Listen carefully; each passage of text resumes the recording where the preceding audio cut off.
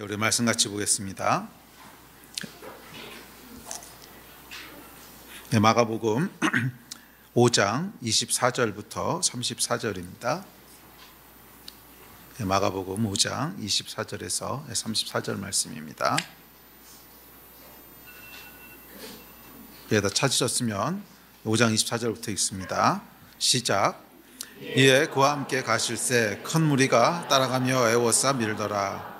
12해를 혈루증으로 알아온 한 여자가 있어 많은 의사에게 많은 괴로움을 받았고 가진 것도 다 허비하였으되 아무 효험이 없고 도리어 더 중하여졌던 차에 예수의 소문을 듣고 무리 가운데 끼어 뒤로 와서 그의 옷에 손을 대니 이는 내가 그의 옷에만 손을 대어도 구원을 받으리라 생각함이로라.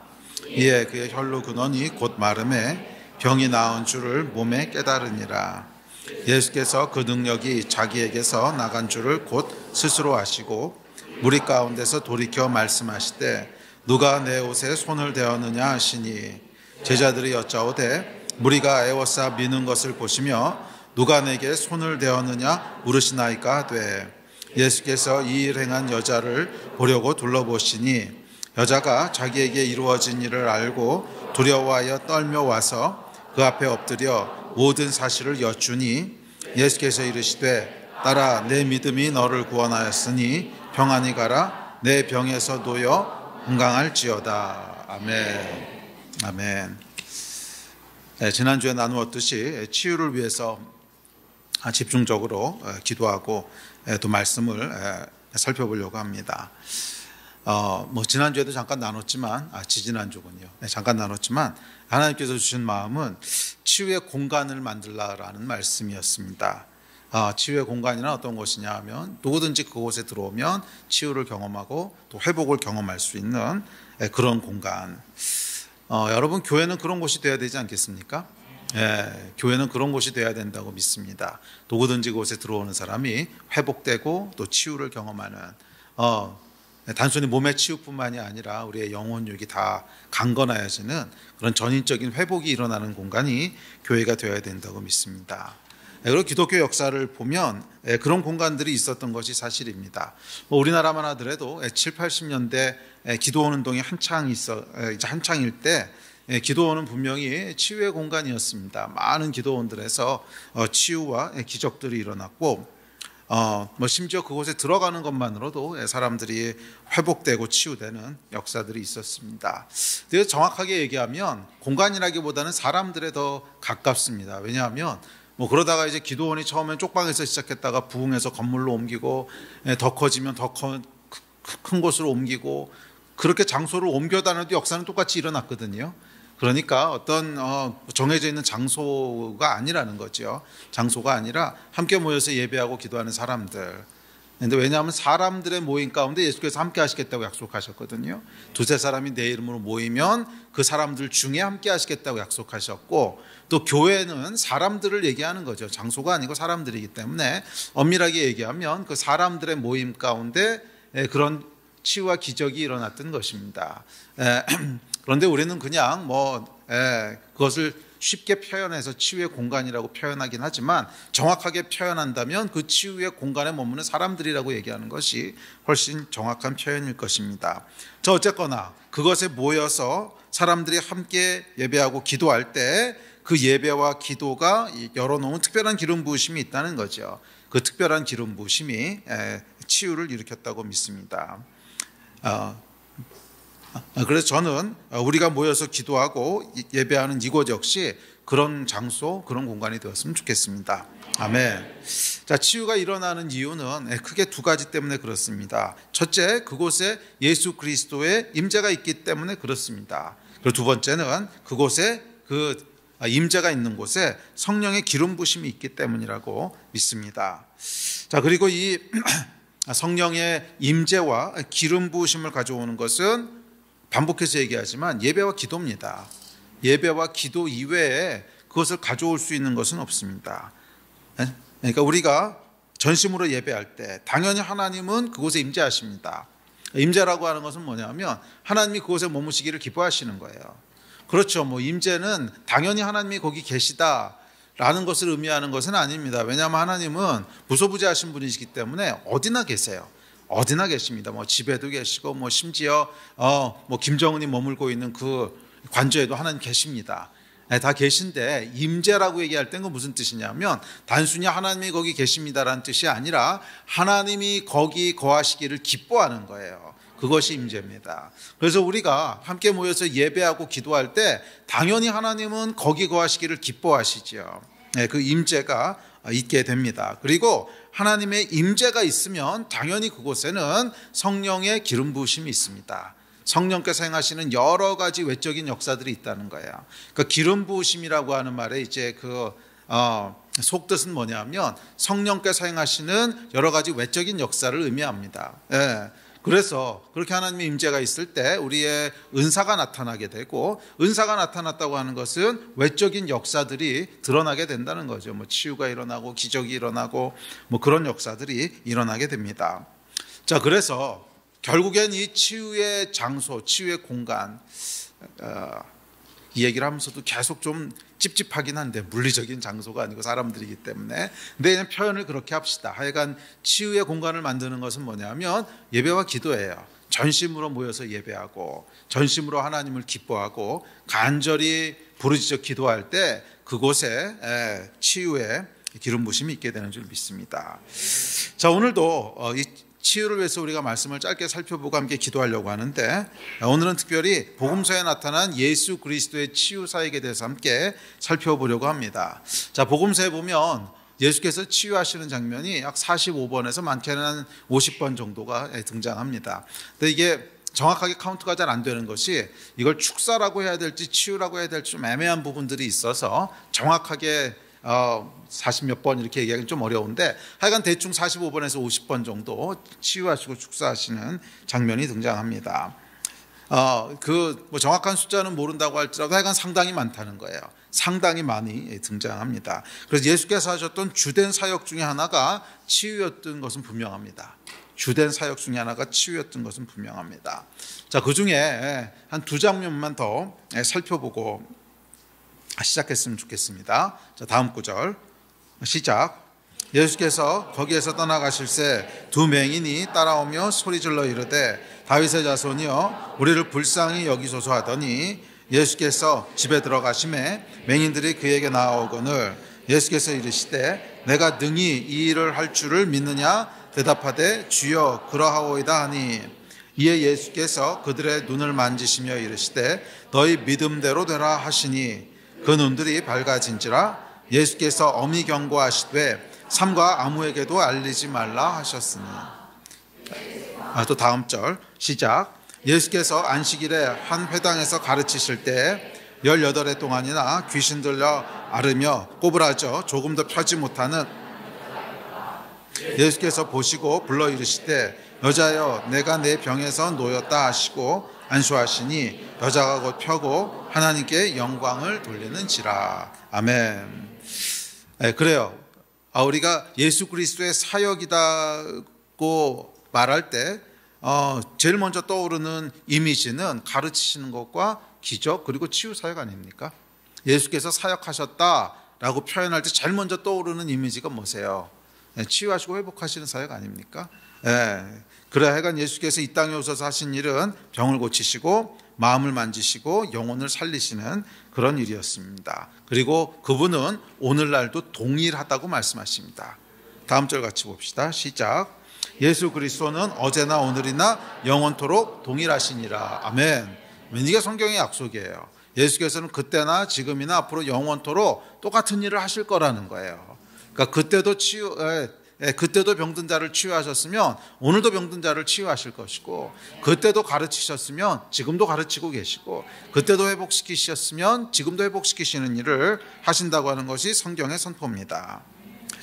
자, 그래서 오늘은 저희가 이 치유에 대해서 살펴보면서 단순히 치유에 대한 지식을 얻게 되는 것이 아니라 실제로 치유를 경험하게 되는 은혜가 있게 되기를 기대합니다. 자, 예수 그리스도의 그 40몇 번 등장하는 치유 사역들을 전부 다 이렇게 모아서 공통적인 특징들을 찾아보면 몇 가지 특징들을 발견할 수 있습니다. 그리고 어쩌면 이것이 예수님께서 행하셨던 치유의 원리라고 할 수 있겠죠. 그 중에 한 서너 가지를 찾아서 함께 살펴보고 기도하려고 하는데, 자, 첫 번째 공통적인 특징은 뭐냐면 예수께서 병든 자들을 보셨다는 거예요. 다음 절 시작. 예수께서 보시고 불러 이르시되 여자여 내가 내 병에서 놓였다 하시고. 자, 보셨다고 하는 것은 뭐냐면 한 번도 예수께서 병든 자들을 외면하지 않으셨다는 거예요. 외면하지 않으셨다는 거예요. 긍휼의 눈을 가지고 병든 자가 있으면 먼저 보셨든지, 아니면 예수께서 보시지 못하고 지나갈지라도 찾아와서 예수여 하고 부르짖으면 한 번도 무시하지 않으셨다는 거예요. 그 사람들을 항상 보셨습니다. 항상 돌보셨다는 거예요. 그러니까 예수께서는 고통 가운데 있는 사람을 보시는 분이시고 오늘도 그렇습니다. 자, 치유를 위해서 우리가 가져야 될 첫 번째 믿음은 뭐냐면 예수께서 나를 보고 계시다는 믿음이에요. 예수께서 지금도 나를 보고 계시다는 믿음입니다. 그러니까 예수께서는 우리의 고통과 질병에 대해서 무관심하지 않으세요. 그냥 버려두지 않으십니다. 보고 계십니다. 긍휼의 마음으로 보고 계시고, 그리고 우리를 돕기 원하는 마음으로 보고 계세요. 이 믿음에서부터 시작해야 돼요. 그러니까 치유의 가장 기초가 되는 믿음은 뭐냐면 예수께서 나를 아시고 예수께서 지금도 나를 보고 계시다는 믿음입니다.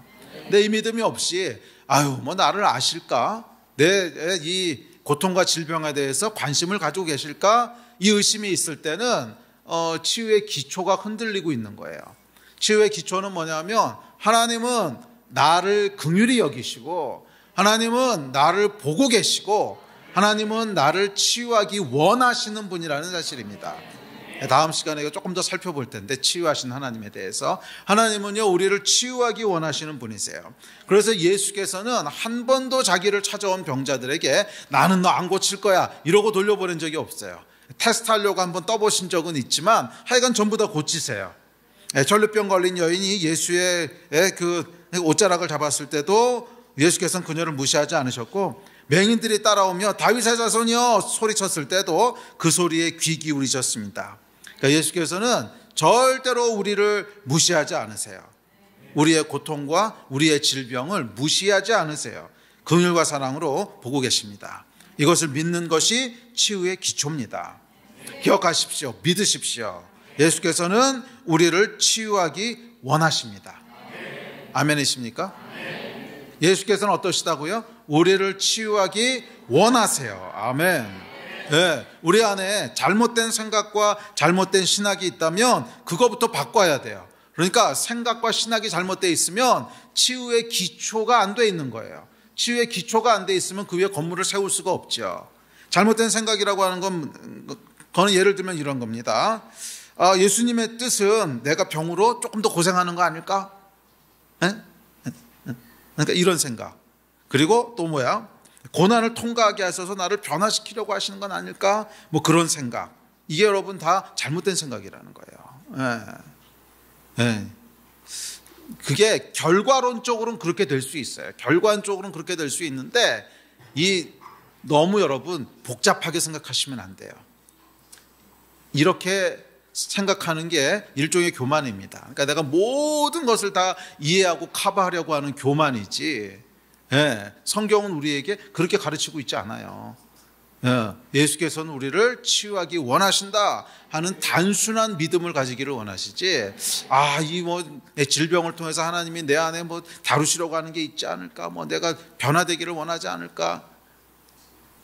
있으세요. 그게 있으신데 100번 양보해서 그게 있다고 하더라도 어떻게 변화되기 원하시는지 아십니까? 그딴 생각 안 하도록 변화되기를 원하시는 거예요. 아니, 천국은 어린아이 같아 들어간다고 했는데 무슨 그렇게 복잡하게 생각하고 있어. 그게 교만이거든요. 자기가 다 이해하겠다고 하는 교만. 그거를 변화시키려고 하시는 거예요. 그런데 계속 그딴 생각하고 있으면 거기에 무슨 치유가 일어나겠습니까?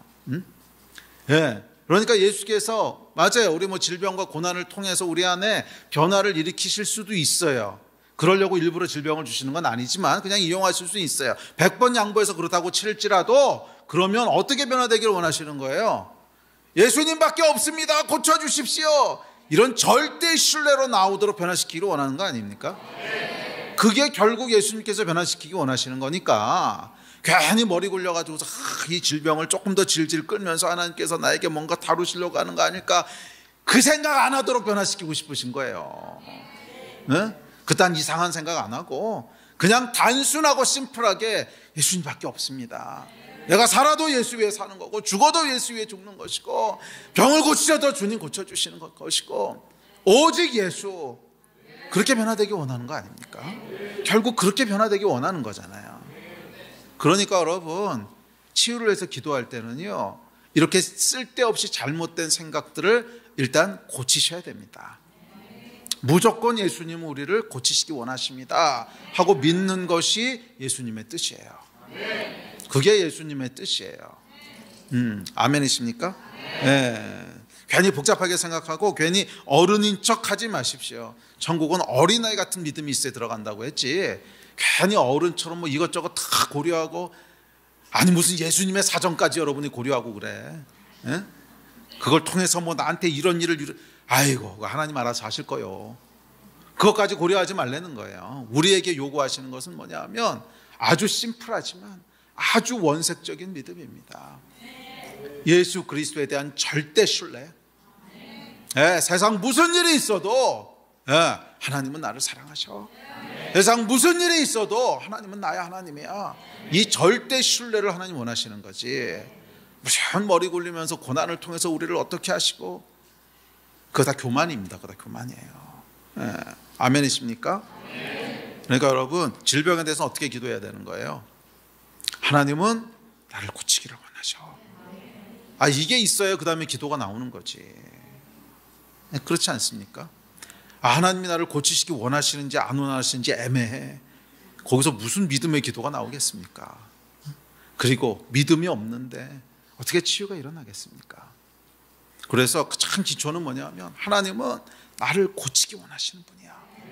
이 믿음으로 시작하셔야 되는 줄 믿습니다. 자, 예수님의 치유사역의 두 번째 특징은 믿음입니다. 믿음. 예수께는 치유의 능력이 있으세요. 그럼에도 불구하고 예수께서 치유하실 때 보면 항상 그 사람의 믿음을 요구하십니다. 항상 믿음을 요구하세요. 본인의 믿음이든지 아니면 주변에서 기도해 주는 사람의 믿음이든지 친구들의 믿음, 하여간 믿음을 요구하십니다. 예. 맹인 두 사람이 외칩니다. 다윗의 자손이여 우리를 불쌍히 여기소서. 그러자 예수께서 이렇게 대답하십니다. 다음 절 시작. 예수께서 이르시되 내가 능히 이 일을 할 줄을 믿느냐? 대답하되 주여 그러하오이다 하니, 이에 예수께서 그들의 눈을 만지시며 이르시되 너희 믿음대로 되라 하시니. 아멘. 혈루병 여인도 마찬가지였습니다. 다음 절 시작. 예수께서 이르시되 딸아 내 믿음이 너를 구원하였으니 평안히 가라. 내 병에서 놓여 건강할지어다. 내 믿음이 너를 구원하였다는 거예요. 그러니까 예수께서 치유하실 때는 항상 믿음을 요구하십니다. 그러니까 치유는 어떻게 일어나는 거예요? 믿음을 통해서 일어나요. 치유는 예수께서 행하시는 강권적인 역사지만 동시에 믿음이 있어야 된다는 거예요. 우리의 믿음. 그래서 예수께서 치유하실 것을 단순하게 믿으시기 바랍니다. 단순하게 믿으십시오. 믿음이라고 하는 건 여러분 감정이 아닙니다. 그러니까 믿음이라고 하는 것은 어떻게 보면 의지적인 선택에 더 가까워요. 의지적인 선택에 더 가까워요. 치유하실 것을 믿고 조금 더 의심하지 마십시오. 치유의 기름 부으심은 그 믿음을 통해서 흘러가고 역사합니다. 지난 시간에도 제가 잠깐 간증했지만 제 신앙의 여정 가운데도 이런 초자연적인 치유가 일어난 적이 몇 번 있습니다. 몇 번 있는데 모든 공통점이 뭐냐면 감정은 한 번도 개입된 적이 없다는 거예요. 기도할 때 그렇게 무미건조했던 적이 없고요. 뭐가 일어날 거라고 하는 징조도 안 보여요. 그냥 정말 완전히 무미건조한. 근데 그냥 믿음으로 하나님 치유해 주십시오. 저도 잘 몰랐어요. 치유가 일어날지. 근데 항상 그렇게 치유가 일어나더라고. 그래서 제가 알았어요. 믿음이라고 하는 건 감정이 아니구나. 우리는 막 감정이 막 뜨거워지고 뭔가 변화가 일어날 거 일어나. 근데 이게 여러분 특징이 있습니다. 성령께서 일하실 때 우리의 내면을 변화시키는 성령의 역사가 있어요. 내면을 변화시켜서 하나님의 사랑을 깨닫게 하고 죄를 깨닫게 하고, 그것은요 감정과 함께 옵니다. 그러니까 성령이 우리의 내면을 변화시키실 때는 우리의 감정을 통해서 역사하세요. 그런데 외적인 기적을 일으키실 때는 감정하고 상관없어요. 근데 이걸 우리가 많은 경우에 헷갈려요. 그래서 외적인 기적이 일어날 때도 뭐 감정이 따라와야 성령께서 역사하실 거라고 잘못 생각해요. 그렇지 않더라고요. 그것은 이제 내적인 변화를 일으키시는 역사고, 그렇죠. 내적인 변화가 일어날 땐 감정이 따라오겠죠. 당연히 감정이 따라오고 또 성령의 역사도 그렇게 일어납니다. 근데 그것은 우리의 내면에 일어나는 변화지 외적인 변화하고 직접적으로 연결은 없어요. 외적인 변화하고 직접적인 연결은 없어요. 그래서 질병의 치유를 위해서 기도할 때 이런 막 감정이 따라오지 않는 것 때문에 막 억지로 감정을 일으키려고 하지 마세요. 그거는 별 관계가 없어요. 오히려 믿음은 훨씬 더 단순하고 의지적인 것에 오히려 더 가까울 수 있어요. 주님께서 행하실 것을 믿습니다. 그냥 믿음으로 기도하는 거예요. 단순하고 담백하게. 막 구걸할 필요도 없어. 왜? 우리에게 이미 주셨거든, 권세를. 아멘. 네. 다음 절 읽어봅시다. 시작. 내가 진실로 너희에게 이르노니 누구든지 이 산더러 들리어 바다에 던져지라 하며 그 말하는 것이 이루어질 줄 믿고 마음에 의심하지 아니하면 그대로 되리라. 그러므로 내가 너희에게 말하노니 무엇이든지 기도하고 구하는 것은 받은 줄로 믿으라. 그리하면 너희에게 그대로 되리라. 아멘. 이 약속을 여러분 믿으십니까? 아멘. 네. 그래서 이 말씀에 보면 믿음에 대한 중요한 원리가 나오는데, 구하는 것은 받은 줄로 믿으라는 거예요. 구하는 것은 받은 줄로 믿으라는 거예요. 그럼 어떻게 된다는 거예요? 그대로 된다는 거예요.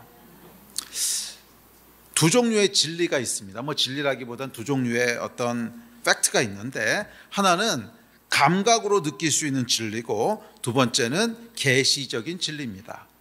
계시적인 진리라고 하는 것은 말씀이라는 거예요. 하나님의 말씀이 얘기하는 진리가 있다는 거예요.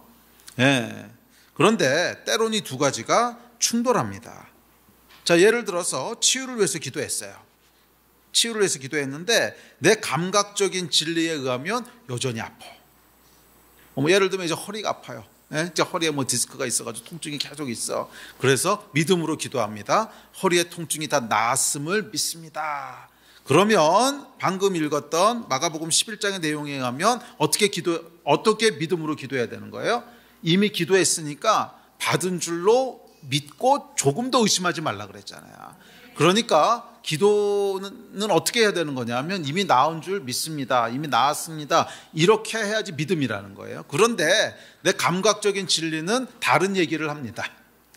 아직 계속 아파. 아직 계속 아파. 그러니까 말로는 이미 나았습니다 라고 선포했는데 여전히 계속 아픈 거예요. 이게 뭐예요? 두 가지 진리가 충돌하는 거잖아요. 내가 감각으로 느끼는 진리랑 하나님이 계시하신 말씀, 계시하신 말씀이라고 하는 건 성경의 진리를 얘기하는 거죠. 계시된 성경의 말씀이 계시적인 진리가요 충돌하고 있는 거예요. 여기서 믿음으로 구한다는 건 뭐예요? 이 두 가지 중에 계시적인 진리를 취하는 거예요. 그게 믿음으로 구하는 겁니다. 두 가지가 상충할 때 뭐를 취하는 거라고요? 계시적인 진리, 말씀의 진리를 취하는 것입니다. 아멘. 제가 여러 번 얘기했지만 믿음은 보이지 않는 세계의 것을 보이는 세계의 실체가 되게 하는 능력입니다. 성경 에베소서 1장 3절에 보면 이렇게 얘기합니다. 시작. 찬송하리로다 하나님 곧 우리 주 예수 그리스도의 아버지께서 그리스도 예수 안에서 하늘에 속한 모든 신령한 복을 우리에게 주시되. 저에게 모든 신령한 복을 주신대요. 그 안에는 당연히 치유도 포함되어 있습니다. 당연히 치유도 포함되어 있는데 이 복이 어디 있다고요? 하늘에 있다는 거예요. 하늘에.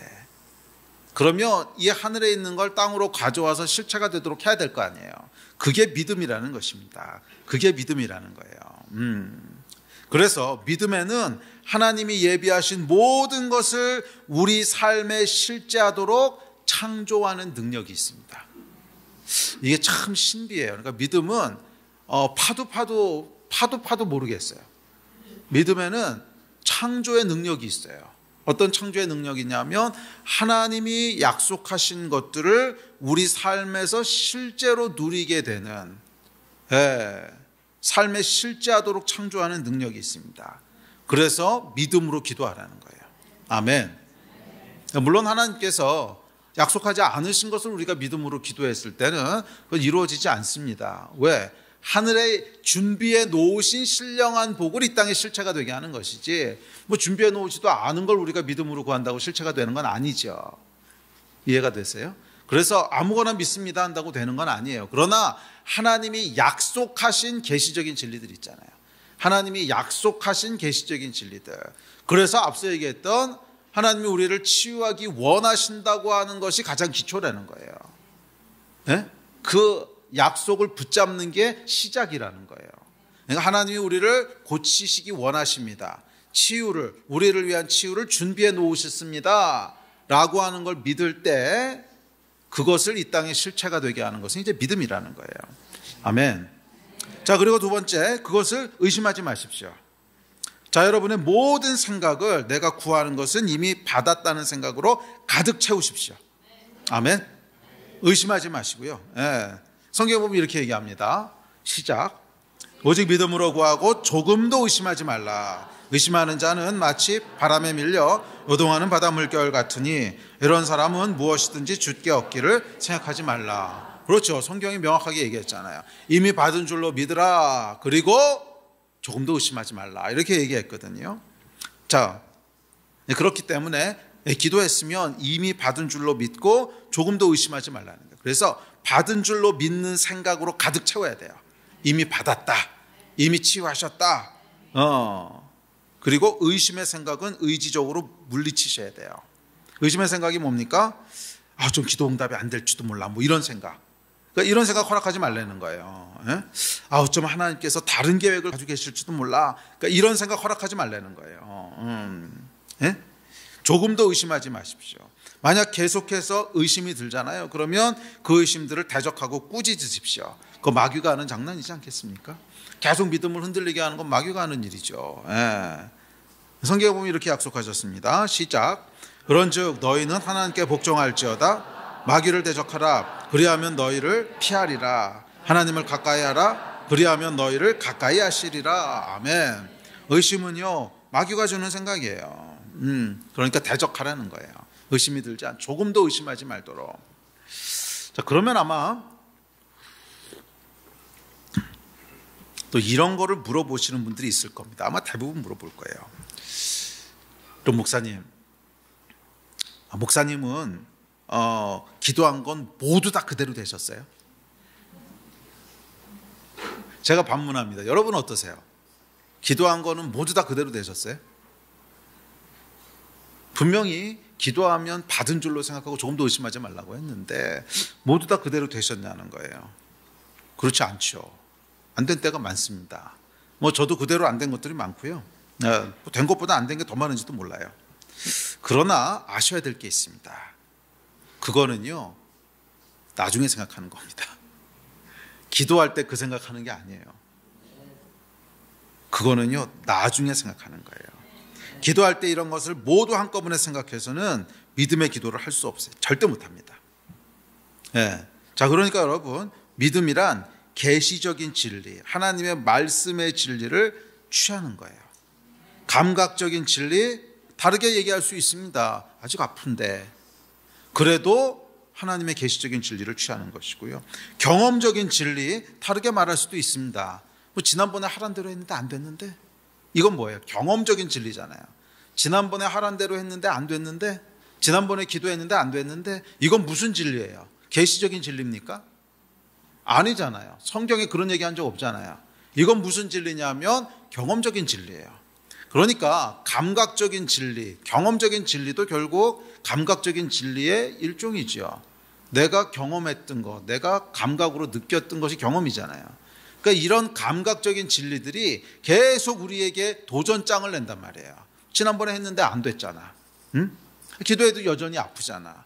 감각적인 진리들이 계속 우리에게 도전장을 내는데 이 두 개가 충돌한단 말이에요. 이 두 개가 충돌하는데, 충돌할 때 믿음이란 뭐냐면 이 충돌 가운데 계시적인 진리를 선택하는 거예요. 계시적인 진리를 선택하는 거예요. 사실 이 얘기는 제가 한 얘기는 아니고요. 믿음의 사도라고 불렸던 케넷 세건 목사님이 하신 말씀입니다. 케네스 해건 목사님이 믿음하면은 이분이 아브라함 이후로는 아마 가장 유명한 분일 텐데, 이분이 뭐라 그러셨냐면 정확히 이렇게 말씀하셨어요. 믿음이란 뭐냐면 감각적 진리와 계시적 진리가 충돌할 때 계시적 진리를 선택하는 거라고. 그러니까 이분은 평생 믿음이라는 키워드로 살아오신 분인데, 이분 삶 가운데도 감각적으로는 아닌 경우가 많았다는 거예요. 믿음으로 기도해도 여전히 아프고, 또 경험에 가면 지난번에 했는데 안 됐는데, 이 경험들이 있다는 거예요. 다 있지만 기도할 때 그거를 취하면 안 된다는 거예요. 자, 그러니까 기도할 때는 여러분 믿음의 선택을 해야 되는 거예요. 그래서 제가 믿음은 뭐에 가깝다 그랬어요? 의지적 선택에 가깝다 그랬죠. 기도할 때는 선택을 해야 되는데 내 앞에 두 개의 진리가 딱 주어져 있는 거예요. 하나는 뭐예요? 하나님이 약속하신 계시적인 진리가 있고, 또 하나는 뭐야? 내가 경험했던 감각적인 진리가 있어. 응? 기도해도 여전히 아픈데, 지난번에 기도했는데 안 됐는데, 감각적인 진리가 있는데 여기서 무엇을 잡을 것이냐 하는 것이 믿음이라는 거예요. 이게 믿음의 에센스라는 거예요. 아멘이십니까? 여기서 뭐를 잡아야 된다는 거예요? 계시적인 진리를 잡아야 된다는 거예요. 지난번에 안 됐는데 그거는 내 경험적인 진리고, 다시 계시적인 진리를 잡아요. 그럼 이번에도 안 됐는데 그래도 또 계시적인 진리를 잡아요. 그러니까 이 믿음이란 뭐냐면 계속 하나님의 말씀을 선택하고 또 선택하고 또 선택하고 또 선택하는 거예요. 그래서 기도할 때는요, 여러분, 지난번에 안 됐는데 그게 이 말씀이 다 되나? 이것 자체가 의심이라는 거예요. 이게 전달이 잘 되고 있나? 이게 지금 마귀가 주는 의심이라는 거예요. 분명히 하나님의 말씀은 이렇게 얘기했는데 내 경험과 감각은 다른 게 있는 거야. 그러면 이거를 더 신뢰할 거냐? 아니면 내 경험과 감각은 그런 경험이 이루어졌어도 여전히 하나님의 말씀은 진리입니다. 이걸 선택할 거냐? 이 싸움인 거예요. 이게 평생 우리 삶 가운데 반복적으로 주어지는 거예요. 평생 반복적으로 주어지는 거예요. 네, 우리는 실패할 수도 있어요. 기도했는데 안 될 수도 있어요. 그럼 그 다음에 어떻게 할 거예요? 지난번 해봤는데 안 돼. 그러면 믿음에서 파산한 거라는 거예요. 믿음이라고 하는 건 뭐냐면 확률 100%로 기도한 대로 다 되는 게 믿음이 아니라 그렇게 될 거를 반복적으로 믿는 거예요. 그러니까 지난번에 안 됐어. 그래도 무엇이 더 사실이에요? 나의 이 경험보다 하나님의 말씀이 더 사실이라는 거예요. 이게 믿음이에요. 이게 믿음이라고. 내가 지난번에 경험했는데 이건 안 됐어. 그래도 하나님이 이렇게 말씀하셨어. 그럼 이게 더 진리인 거야. 근데 이번에 또 안 됐어. 이거 2번, 3번, 5번 했는데 안 됐는데 그래도 하나님이 된다고 말씀하셨어. 그럼 이게 진리인 거예요. 이거를 믿음이라고 하는 거예요. 아멘이십니까? 이걸 믿음이라고 하는 거예요. 그러면 여러분 포기하지 마십시오. 그냥 단순하게 믿으십시오. 믿는 대로 다 되는 거 아닌 것 같은데는 지난번에도 안 됐고, 지난번에도 치유해서 기도했는데 안 됐고, 그거 다 생각해서는요 믿음으로 기도할 수 없어요. 그냥 믿음으로 기도한다고 하는 것은 과거는 잊어버리고 말씀을 계속 반복적으로 신뢰하는 거예요. 말씀을 반복적으로 신뢰하는 거예요. 아멘. 아멘. 뒤에 있는 것은 잊어버리고 앞에 있는 푯대를 향해서 계속 반복적으로 믿음을 발휘하는 거예요. 그게 믿음입니다. 아멘. 그래서 기도할 때는 항상 그렇게 기도하셔야 돼요. 기도할 때는 항상 그렇게 기도하셔야 돼요. 그러니까 제 안에도 항상 기도할 때는 믿음의 싸움이 있습니다. 지난번에 안 됐는데 그래도 이번에는 될 거라고 믿고 다시 하는 거고요. 또 안 됐는데 그래도 이번엔 될 거라고 또 믿고 기도하고 10번, 20번, 100번 계속 하는 거예요. 그게 믿음이지 않습니까? 그게 하나님에 대한 믿음인 거예요. 그분을 신뢰하는 거예요. 아멘.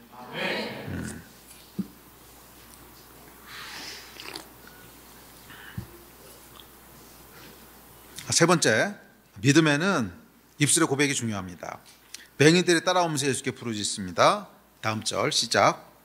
예수께서 거기에서 떠나가실새 두 맹인이 따라오며 소리질러 이르되 다윗의 자손이여 우리를 불쌍히 여기소서 하더라 하더니, 자 여기 보면 예수께 소리를 내서 부르짖습니다. 그리고 예수께서는 이 부르짖음을 믿음으로 받으십니다. 나를 고쳐주십시오. 내가 낫기 원합니다. 소리내어 고백하는 거, 그게 믿음이라는 거예요. 뭐 이야기는 이제 다음 주에 조금 더 자세히 합시다. 하여간 우리 입술의 권세를 주셨기 때문에 소리를 내서 구하라는 거예요. 내가 낫기를 원합니다. 주님 고쳐주십시오. 그것을 믿음으로 보십니다. 자, 예수님의 치유사역의 큰 세 번째 특징은 뭐냐면 말씀하시거나 손을 대시거나 아니면 둘 다 하셨다는 거예요. 성경에 보면 대부분의 경우에 예수께서 손을 대시거나 뭐 진흙을 바르시거나 하여간 접촉을 하세요. 하여간 접촉을 하시면서 기도하십니다. 뭐 그렇지 않은 경우도 있기는 해요. 예를 들어 마태복음 8장에 백부장이 하인을 고칠 때는 그냥 이제 말씀만으로 고치시죠. 하지만 많은 경우 이제 손을 얹고 기도하시고 또 우리에게 명령하실 때도 손을 얹어 기도한즉 나으니라. 예, 그렇게 말씀하셨거든요. 손을 얹고 기도한즉 나으리라. 예. 그러니까 마가복음에 보면 그렇게 말씀하셨죠. 자, 그러니까 이 손을 얹고 기도하라고 하셨단 말이에요. 자, 손을 얹을 때 예수께로부터 능력이 그 사람에게로 흘러 들어갔어요. 다음 절 같이 한번 보실까요? 시작. 예수께서 그 능력이 자기에게서 나간 줄을 곧 스스로 아시고 무리 가운데서 돌이켜 말씀하시되 누가 내 옷에 손을 대었느냐 하시니. 자, 보세요 여러분. 여인이 그 예수님 근처까지 갔을 때도 치유가 안 일어났거든요. 그런데 이게 손을 댔을 때 치유가 일어났단 말이에요. 그리고 예수께서 뭐라 그러셨냐면 손을 댔을 때 내 능력이 나갔다 이렇게 말씀하셨어요. 그러니까 이 손을 얹어서 기도할 때 예수님의 능력이 그쪽으로 흘러 들어갔다는 거죠. 그 능력은 뭐예요? 성령의 기름 부으심이죠. 그 야고보서에서 기름을 바르고 기도하는 것도 역시 이것에 대한 상징입니다. 다음 절 같이 볼까요? 시작. 너희 중에 병든 자가 있느냐? 그는 교회 장로들을 청할 것이요 그들은 주의 이름으로 기름을 바르며 그를 위하여 기도할지니라. 자, 치유의 근원은 우리 안에 계신 성령님이에요. 이 성령의 기름 부으심으로 치유가 일어나는데 손을 얹거나 기름을 붓는 것은 이 능력이 흘러가는 것을 상징합니다. 근데 저는 이것이 상징 이상의 것이라고 믿습니다. 실질적으로 하나님께서 우리 안에 두셨던 그 성령님의 일하시는 역사가 손을 얹어서 기도할 때 흘러간다고 믿습니다. 왜? 예수께서 그렇게 말씀하시잖아요. 내 능력이 그 여인이 손을 댈 때 흘러나갔다 그러셨거든요. 흘러나갔다 그러셨거든요. 그러니까 접촉을 통해서 흘러나갔다는 거잖아요. 뭐 이거를 어떻게 설명할지는 모르겠지만 저는 뭐 굳이 설명하고 싶지 않은 게 성경에서 그렇다고 얘기했으니까 그냥 믿는 거예요. 응? 뭐 제 얘기가 아니고 성경 얘기잖아요. 예수께서 손을 댔더니 그 능력이 흘러나갔다는 거예요. 네, 그리고 예수님께서도 손을 얹어서 기도하라고 하셨단 말이에요. 그래서 우리가 손을 얹어 기도할 때는 우리 안에서부터 그 우리 안에 역사하시는 성령님의 기름 부심이 흘러갈 거라고 믿음으로 기도하셔야 됩니다. 그 리차드 포스터라는 분이 쓴 기도라는 책에 보면 치유 기도라고 하는 그 세션이 있는데 거기서 재밌는 말씀을 하십니다. 그러니까 이분이 자기 아들에게 이제 치유 기도에 대한 걸 가르치면서 아들이랑 같이 할아버지인가 누군가에게 그 병원에 누워 계신 분을 위해서 기도하러 가요. 그러면서 이 아이한테 뭐라고 가르치냐면 자, 지금부터 눈을 감고 기도하자. 손을 얹어봐. 그래서 손을 얹고 기도하면서 머릿속으로 상상해. 네 안에 성령님이 계신데 그 성령님의 빛이 네가 손을 얹어서 기도할 때 네 손을 통해서 흘러갈 거야. 그 상상하면서 기도해. 이렇게 가르치거든요. 우리가 기도할 때 여러분 상상력에 힘이 있습니다. 그 생각은 하나님이 우리에게 주신 거거든요. 그래서 손을 얹고 기도할 때 그 믿음을 가지고 기도해야 되지 않겠습니까? 우리 안에 계신 성령께서 지금 내가 손을 얹어 기도할 때 빛으로 흘러 들어가셔서 이 안에 있는 모든 어둠과 모든 고통들을 다 빛으로 채우실 것에 대한 믿음을 가지고 그렇게 기도하라는 거예요. 아멘. 자, 네 번째 특징입니다. 네 번째 특징은 예수님의 치유 사역의 네 번째 특징은 전인적인 회복이에요. 자, 예수께서는 단순히 병만을 고치신 것이 아니라 그의 영혼 육을 모두 다 강건하게 회복시키십니다. 다음 절 시작. 그 후에 예수께서 성전에서 그 사람을 만나 이르시되 보라 내가 나았으니 더 심한 것이 생기지 않게 다시는 죄를 범하지 말라 하시니. 아멘. 자, 이거 보면 그냥 병을 고쳐주신 건데 병을 고치시고 나서 다시는 죄를 범하지 말래요. 그러니까 단순히 몸의 치유에 대한 것만이 아니죠. 다리를 또 다치지 않도록 조심해 이렇게 말씀하신 게 아니고 죄를 범하지 말라는 거예요. 자, 그러니까 단순한 치유의 목적이 아니라 더 심한 것이 생기지 않도록 죄를 범하지 말라. 전인적인 회복을 의미합니다. 그렇기에 어떤 경우는 몸의 치유에 앞서 영혼의 치유가 선행되어야 되기도 해요. 항상 그런 건 아니에요. 이게 뭐 이렇게 룰은 아닌데 그럴 때도 있다는 거예요. 그럴 때도 있다는 거예요. 몸의 치유에 앞서서 관계의 회복이 선행되어야 되기도 하고요. 또 몸의 치유에 앞서서 우리 안에 영혼의 회복이 먼저 일어나야 될 때도 있고요. 몸의 치유에 앞서서 우리 안에 잘못된 어떤 신학들이 있다면 그런 게 먼저 회복돼야 될 때도 있고요. 그러니까 이 전인적인 치유라는 거예요. 전인적인 치유라는 거예요. 예. 왜냐하면 이런 것들이 질병의 뿌리가 될 수 있기 때문에 그래요. 질병의 뿌리가 될 수 있기 때문에. 잠언에 보면 이렇게 얘기합니다. 시작. 마음의 즐거움은 양약이라도 심령의 근심은 뼈를 마르게 하느니라. 그러니까 이 마음 가운데 해결 안 된 어떤 것이 있으면 뭐 예를 들면 원망, 원한 막 그런 게 있으면 그것이 우리 뼈를 마르게 한다는 거예요. 예? 몸의 질병으로 나타난다는 거죠. 그러니까 이런 근원적인 게 해결이 안 되면 몸의 치유를 해도 금방 다시 또 병들 거잖아요.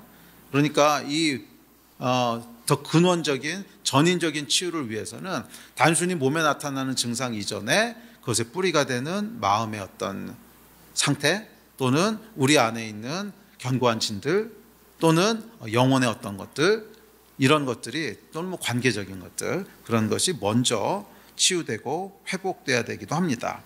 네, 영혼과 마음의 회복이 선행되지 않으면 질병의 뿌리가 남아있기 때문에 뭐 고쳐도 또다시 아프게 될 거예요. 치유해도 다시 병이 재발합니다.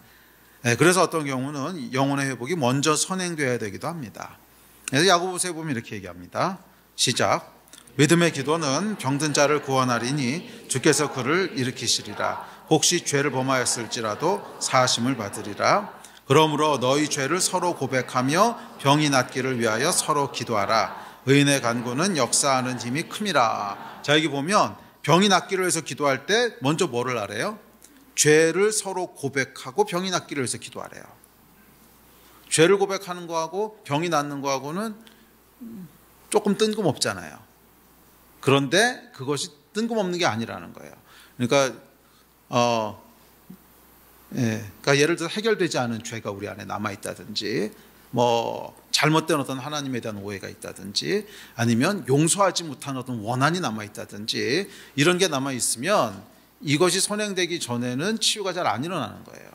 그러니까 서로 죄를 고백하고 그다음에 병 낫기를 위해서 기도하라고 했죠. 우리 안에 있는 마음의 질병들, 마음의 어떤 잘못된 상태들 또는 관계적인 어려움들 그것을 먼저 해결하고 그리고 병 낫기를 위해서 기도하라는 거예요. 근데 순서가 항상 그렇게 되는 건 아닌 것 같아요. 뭐 예수께서 이걸 전부 다 물어보고 하나씩 고치시고 치유하신 것만은 아니니까. 그러니까 어떨 땐 병 먼저 고치시기도 하셨기 때문에 이게 뭐 딱 룰은 아닙니다. 룰은 아닌데 하여간 결과적으로는 전인적인 치유를 원하시기 때문에 어떤 때는 이런 게 필요할 수도 있다는 거예요. 어떤 때는 그게 먼저 선행돼야 될 수도 있습니다. 그래서 육체의 뭐 그렇기에 영적으로 건강하지 못한 점이 있으면 육체의 치유가 지연되기도 하고요. 깊은 상처가 있거나 뭐 하나님에 대한 오해가 있거나 아니면 용서하지 못한 사람으로 인한 원한이 있거나 이런 문제가 있으면 그 부분의 회복을 먼저 구해야 될 수도 있습니다. 기억하세요, 여러분. 치유는 한 번에 일어나기도 하지만 점진적으로 일어나기도 합니다. 점진적으로 일어나기 때문에 아주 근본적인 치유는 이런 것들을 통해서 완전한 치유로 가야 될 수도 있어요. 그래서 너무 한 번에 일어나지 않는다고 실망하지 마시고 이런 과정들을 잘 밟아가는 것이 때로는 필요합니다. 자, 마지막으로 5번째, 예수님의 치유는 하나님 나라의 임재를 드러냅니다. 다음 절 시작. 그러나 내가 만일 하나님의 손을 힘입어 귀신을 쫓아낸다면 하나님의 나라가 이미 너희에게 임하였느니라. 맹인이 보며 못 걷는 사람이 걸으며 나병한 자가 깨끗함을 받으며 못 듣는 자가 들으며 죽은 자가 살아나며 가난한 자에게 복음이 전파된다 하라. 자, 예수께서는 치유와 회복을 뭐라 그랬냐면 하나님 나라가 임한 표징으로 말씀하십니다. 하나님 나라가 임한 증거로 치유와 회복을 말씀하세요. 그래요, 여러분. 치유는 임재의 결과입니다. 하나님 나라의 임재, 성령의 임재, 예수 그리스도의 임재의 결과가 치유와 회복입니다. 자, 그렇기 때문에 치유는요, 예배와 깊게 연결되어 있어요. 시작할 때도 제가 이 얘기를 했지만 치유는 예배와 깊게 연결되어 있습니다. 저는 개인적으로 치유의 열쇠는 예배에 있다고 믿습니다. 아멘. 우리 예배팀 앞으로 나오십시오. 예배 가운데 하나님의 임재가 있고 그 임재 가운데 성령의 기름 부심이 풀어질 때 거기에 치유가 임하는 거죠. 거기에 치유가 임하는 거예요. 네, 처음에도 제가 간증했지만 저는 이것을 여러 번 경험했습니다. 네, 제 사역에도 저는 그 치유의 은사가 저의 이런 메인 은사는 아닌 것 같아요. 저에게 주셨던 가장 그 중점적인 은사, 이제 가르치는 거겠죠. 예, 치유의 은사가 저의 중점적인 어떤 사역은 아닌데, 그럼에도 불구하고 초자연적인 치유가 일어난 적이 꽤 여러 번 있습니다. 초자연적인 치유가 일어난 적이 꽤 여러 번 있는데, 한 번도 예외 없이요. 한 번도 예외 없이 강력한 예배 가운데 일어났어요. 강력한 예배 가운데 일어났어요. 그래서 저는 치유하면은 제일 먼저 연결되는 게 뭐냐면 공동체가 함께 예배하는 모습이에요. 항상 그렇게 일어났어요. 공동체가 함께 모여서 예배할 때, 공동체가 함께 모여서 하나님의 임재를 기뻐할 때, 공동체가 함께 모여서 하나님의 기름 부으심을 사모할 때, 그렇게 예배할 때 한 번도 예외 없이 그때 치유가 일어났죠. 그것 이외에 다른 컨텍스트에서 치유가 일어났던 기억은 적어도 저에게는 없어요.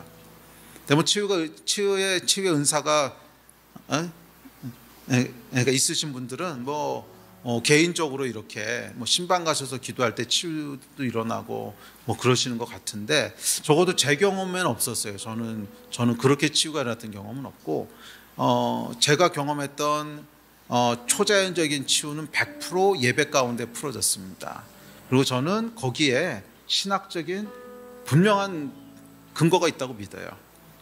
치유는 뭐라 그랬어요? 예수님께서 하나님 나라가 임한 증거라 그러셨거든요. 하나님 나라가 임한 증거예요. 네.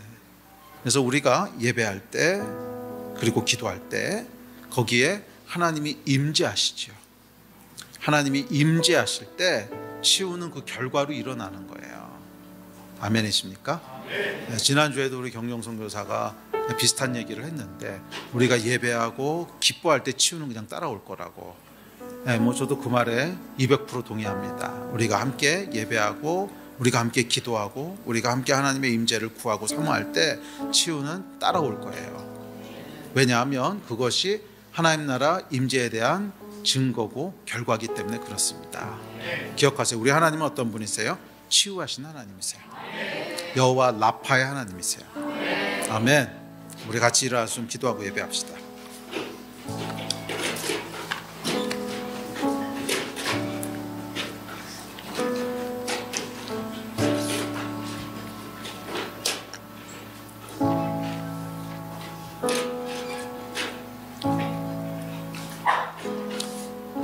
우리 한번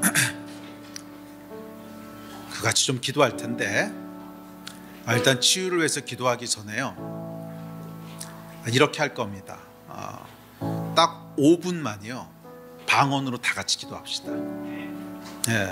이 방언 기도에는 영적인 기류를 바꾸는 좀 특별한 뭔가가 있어요. 그래서 우리 5분 동안만 방언으로 다 같이 기도하고요, 다음에 10분 동안 예배하고 찬양합시다. 딱 10분만 찬양합시다. 그리고 나서 치유를 위해서 함께 합심해서 기도하고 명령대로 손을 얹고 기도하고 이렇게 하려고 합니다. 아멘이십니까? 네. 그래서 먼저 우리가 하려고 하는 것은 방언으로 5분만 기도합시다. 소리 내서 기도하셔야 돼요. 그리고 방언을 아직 못 받으신 분들은 그냥 소리 내서 기도하십시오. 속으로 기도하지 마시고 소리 내서 기도하세요. 아멘. 우리의 입술에 권세를 주셨기 때문에 소리를 내서 기도하는 것과 그렇지 않은 것은 다릅니다. 그것은 명백히 달라요. 그러니까 어떤 분들은 하나님이 소리를 내야만 들으십니까? 우리가 속으로 얘기해도 들으시죠. 맞아요. 속으로 얘기해도 들으시는데 그것은 두 가지 종류의 기도를 구분 못해서 나오는 얘기입니다. 속으로 기도하는 기도는요, 하나님과 친밀함에 이르는 기도입니다. 그것은 우리의 내면의 변화를 일으키는 것이고요. 반면 소리내서 기도하는 것은 하나님의 은사를 구하는 기도고 하나님의 능력을 가져오는 기도입니다. 이거는요, 완전히 다른 종류의 기도예요. 완전히 다른 종류의 기도예요. 그래서 속으로 기도하는 것들은 깊은 묵상 가운데 하나님과 대화하는, 오케이, 그건 여러분 혼자 있으실 때 그렇게 기도하시면 돼요. 그러나 외적인 어떤 변화와 치유의 능력과 성령의 은사가 활성되기를 기대한다면 소리 내서 기도해야 돼요. 그건 소리 내서 부르짖어야 되는 거예요. 아멘. 아멘. 아멘. 준비되셨습니까? 오케이. 그럼 우리 주여 3번 부르짖고 딱 5분 동안만 다 같이 방언으로 한 소리로 기도하시겠습니다. 주여.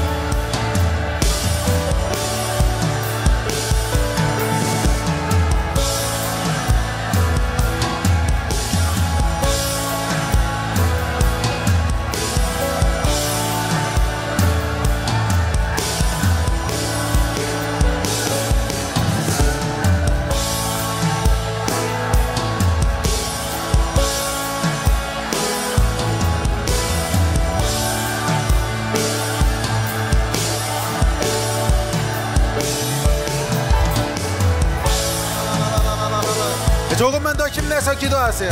방언으로 아리아라바라스갈라리아라바라라카리아라바라. 지금 2분 기도했습니다. 3분만 더